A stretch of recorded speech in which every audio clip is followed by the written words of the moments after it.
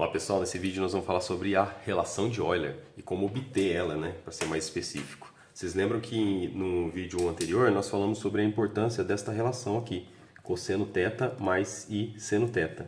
Esta combinação linear aqui específica ela é importante porque ela aparece em vários lugares, além de que qualquer número complexo sempre pode ser representado como uma combinação linear desse tipo, né?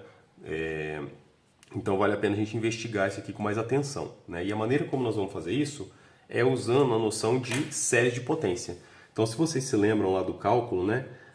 Séries de potências, toda função real ela pode ser representada por uma série de potência. Então, existem algumas funções que possuem séries conhecidas, como por exemplo a função exponencial, né?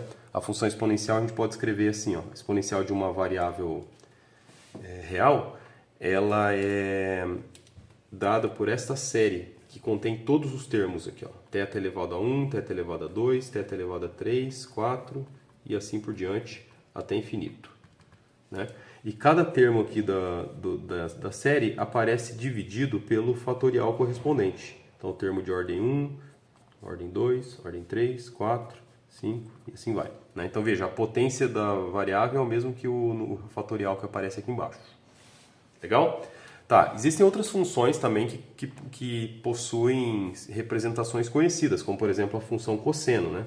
A função cosseno ela é uma função par, por isso a representação em série de potência da função cosseno ela vai conter somente termos de potências pares, como por exemplo θ elevado a zero, θ elevado ao quadrado, θ elevado à quarta potência, θ elevado à sexta potência, θ elevado à oitava potência, estão somente os termos pares, tá?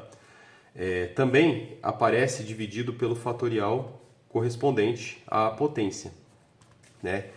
E outra coisa para a gente observar aqui é que a série cosseno ela é uma série alternada, então perceba a alternância de sinais, né? Positivo, negativo, positivo, negativo, positivo. O próximo aqui seria negativo, né? Então, ela, de certa forma, ela é parecida com a série da função exponencial, porque contém potências dividido pelo fatorial, né? Só que ela só contém as potências pares, além do fato de ser alternada, tá? A função seno, ela também pode ser representada por uma série de potência parecida, né? Só que agora só vão ter os termos ímpares, né? Porque a função seno é uma função ímpar. Então eu tenho o termo de θ elevado a 1, depois eu tenho o termo de θ elevado a 3, depois θ elevado a 5, θ elevado a 7 e assim por diante, usando alternado, né? Mais, menos, mais e assim vai, tá? Θ elevado a 9, o próximo, né? E todos eles dividido pelo fatorial correspondente também. Aqui a gente pode até colocar o 1, né? Que seria o zero fatorial, só para ficar completinho. Tá certo? Muito bem. Então essas são as expansões, né, conhecidas lá do cálculo diferencial. Agora nós vamos usar a noção de números complexos, né, e números imaginários para tentar manipular essas séries aqui e ver se a gente consegue relacionar uma com a outra. Tá certo?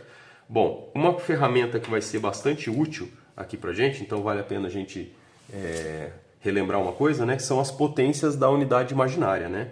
Então, veja, as potências da unidade imaginária podem ser 0, 1, 2, 3 e assim por diante, 4. Vou fazer alguns aqui, porque nós vamos precisar desses valores prontos ali à mão, né? Nós já preenchemos essa tabelinha aqui em um vídeo anterior, né? Então eu só vou colocar os resultados aqui, ó. I elevado a zero é 1, depois é I, depois é menos 1, depois é menos I. E essa sequência ela se repete. 1, I, menos 1, menos I. 1, I, menos 1, menos I. E assim vai. Tá certo? Para que fazer isso? Porque olha só, a expansão da série da função seno, por exemplo, né? Esse sinal de menos que aparece aqui, ele pode ser substituído por um i ao quadrado. Eu coloco um sinal de mais e coloco um i ao quadrado aqui no meio, né? Porque, pelo que nós estamos vendo aqui, ó, i ao quadrado vale menos 1, né? Esse outro sinal de mais aqui, ele pode ser substituído por i elevado à quarta potência, porque afinal de contas, i elevado à quarta potência é igual a 1, né? Então eu posso trocar aqui por i à quarta. Esse cara aqui eu posso trocar por i elevado a 6, porque i elevado a 6 também é menos 1, né? Esse daqui eu posso trocar por i elevado a 8 e assim por diante, né?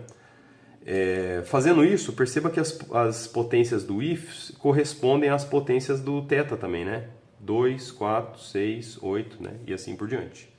Então, com isso, eu consigo pegar a série da função cosseno, que é uma série alternada, e transformar em uma série não alternada, tá? Então, eu vou escrever aqui como é que ficaria a série da função cosseno usando aquela...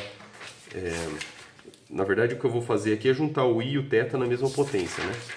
Então, a gente escreve assim, ó, que o cosseno do ângulo θ pode ser escrito como sendo 1 mais iθ elevado ao quadrado mais iθ elevado à quarta mais iθ elevado à sexta e assim vai, né? Claro, ainda tem que dividir pelos respectivos fatoriais, tá? Mas veja, não é mais uma série alternada, né? É uma série onde todos os termos são positivos. Legal? Tá, dá para fazer a mesma coisa com a função seno? Vamos voltar aqui, ó, e olhar. A função seno, nós podemos fazer essa mesma substituição. Então, aqui onde aparece i, eu posso colocar i ao quadrado no lugar. Desculpa, onde aparece sinal de menos, né? Eu posso colocar i ao quadrado. Aqui eu posso colocar i à quarta. Mesma regra utilizada aqui em cima. Aqui fica i elevado a 6. Aqui fica i elevado a 8, né? E assim vai. Só que veja, agora a potência da unidade imaginária aqui não corresponde com a potência do θ, né? Aqui, ó, i elevado a quarta, θ elevado a 5, i elevado a 6, θ elevado a 7, i elevado a 8, θ elevado a 9. Então fica difícil de juntar esses dois termos, né? Se a gente conseguisse aumentar a potência do i em uma unidade em todos eles, aí daria para juntar todo mundo, né? Igual nós fizemos ali em cima com a função cosseno. E uma maneira que a gente tem de fazer isso é, a gente pode multiplicar os dois lados dessa equação aqui por i. Então, ó, multiplico aqui por i, do lado esquerdo, e do lado direito também. Então, quando eu multiplicar o lado direito por i, cada potência do i aqui vai ganhar uma unidade, né? Então, o que era i elevado a quarta vai ficar i elevado a 5. O i elevado a 6 vai ficar i elevado a 7. E assim vai, né? Então, percebe que agora as potências da unidade imaginária correspondem com as potências do θ. E eu posso juntar todo mundo num termo só, né? Assim como eu fiz com a função cosseno. Então, fazendo isso, a gente fica com a seguinte coisa aqui, ó. Então, o seno de θ, ou melhor, i vezes o seno de θ, né, que eu tive que multiplicar por i do lado esquerdo, é a mesma coisa aqui. Aí vai ter o termo de potência 1, o termo de potência 3, o termo de potência 5, 7 e assim por diante, até infinito. Todos eles dividido pelo fatorial correspondente. Legal? Então veja, agora essa série aqui do lado direito não é mais uma série alternada, né? É uma série onde todos os termos têm o mesmo coeficiente positivo. Tá? Agora, o que acontece se nós somarmos essas duas séries?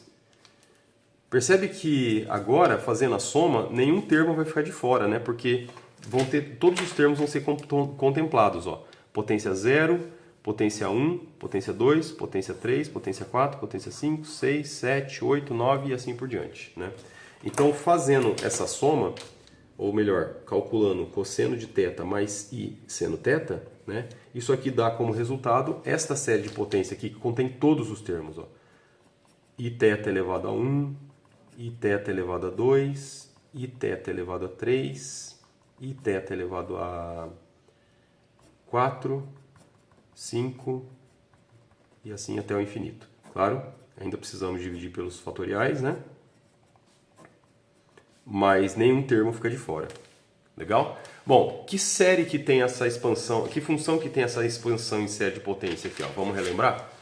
A função exponencial, ela tem exatamente essa propriedade, né? Ela contém todos os termos, ó, θ elevado a 1, 2, 3, 4, 5, 6, 7 até infinito, né? Dividido pelos fatoriais. E o que nós temos aqui é precisamente isso, né? A única diferença é que a variável em questão aqui não é só θ, e sim i vezes θ, né? O produto de i com θ. Então o que nós podemos escrever é que o resultado dessa série aqui é uma série exponencial de iθ. Então veja, essa igualdade. De um lado nós temos cosseno mais i seno θ, do outro lado nós temos a exponencial. Eu vou até escrever isso aqui agora separado, né, da seguinte maneira. A conclusão que a gente chega é que cosseno de θ mais i vezes o seno de θ é a mesma coisa que escrever exponencial de i θ. Esta relação matemática aqui, bastante não óbvia e não trivial, né, é a chamada relação de Euler. Veja que a relação de Euler, ela estabelece uma relação entre dois tipos de funções que até então, né, eram dois tipos completamente diferentes, a função exponencial e funções trigonométricas, né? Nós sabemos do cálculo que esses dois tipos de funções aqui têm propriedades completamente diferentes, né? No entanto, elas estão relacionadas, e a maneira como elas estão relacionadas é por meio dessa relação algébrica aqui, né? Isso aqui não é uma aproximação, não é um caso especial, nada. Isso aqui é uma lei que relaciona esses dois tipos de função aqui. Legal? Nos próximos vídeos nós vamos explorar um pouquinho melhor, né, quais são as consequências e aplicações desta relação.